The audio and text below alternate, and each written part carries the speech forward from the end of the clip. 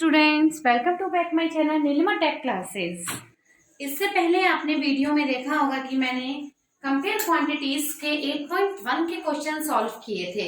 Look at the board, आप देख रहे हैं कि यहाँ 8.2 का मैं क्वेश्चन नंबर फर्स्ट को यहाँ डिस्कस करूंगी।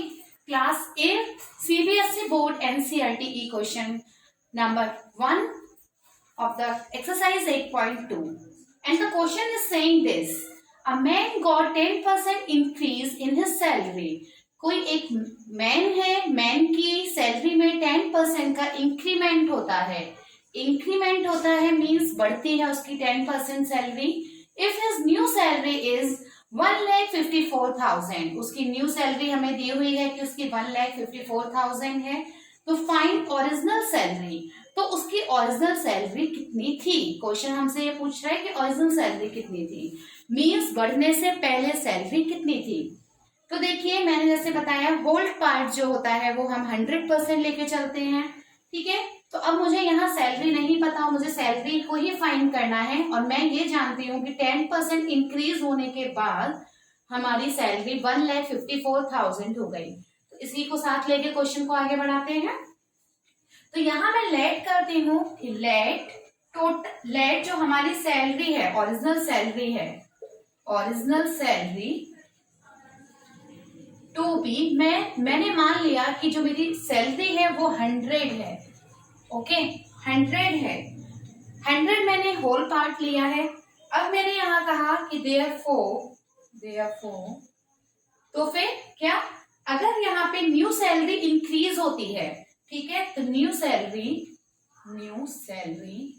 कितना इंक्रीज होती है स्टूडेंट्स, दैट इज कितना 10% हमारी यहाँ इंक्रीज हो रही है।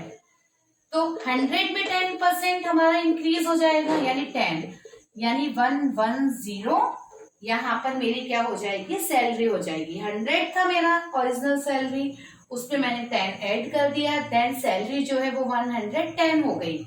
ओके, 110 हो गई यहाँ पे। अब हमने यहाँ देखा कि अगर अब हम यहाँ पर इस तरह से इसको सॉल्व करेंगे कि सैलरी अगर हमारी कितनी है, सैलरी इज ₹110, अगर हमारी सैलरी 110 है, ठीक है, कब है यहाँ पर सैलरी 110 कब है, when original salary equals to 100, जब ओरिजिनल सैलरी हमारी 100 थी।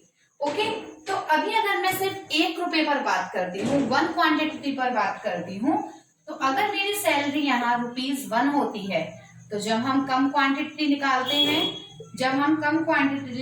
हैं तो ओरिजिनल सैलरी हमारी क्या हो जाएगी, 100/110। अपॉन क्यों किया, जब हमारे पास यहाँ सैलरी 110 थी तब 100 थी। अगर मैं 1 पर निकाल रही हूँ, 1 का निकालते हैं हम, कम का तो हम डिवाइड करते हैं, ठीक है। तो यहाँ मैंने इतने रुपए हो गई मेरी। अगर मान लीजिए अब सैलरी जो इसने बोला कि बढ़ने के बाद कितनी थी, ₹1,54,000 थी, तो मेरी ओरिजिनल सैलरी क्या हो जाएगी फिर। अब ज्यादा का पूछा तो मल्टीप्लाई करेंगे, 100/110 इंटू 1,54,000।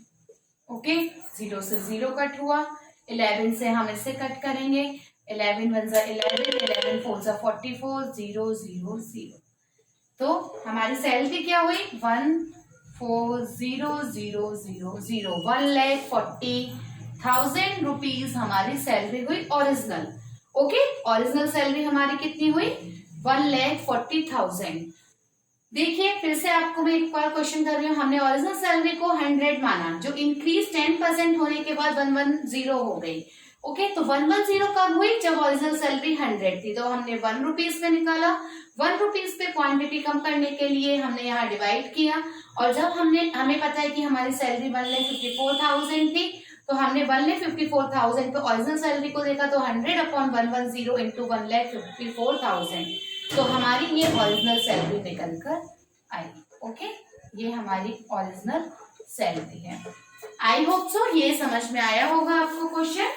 कोई प्रॉब्लम है, कमेंट कीजिए, लाइक कीजिए, शेयर कीजिए ज्यादा से ज्यादा इस लिंक को, ताकि और भी स्टूडेंट्स यहाँ देख सकें, क्वेश्चंस आपको सॉल्यूशन मिल सके।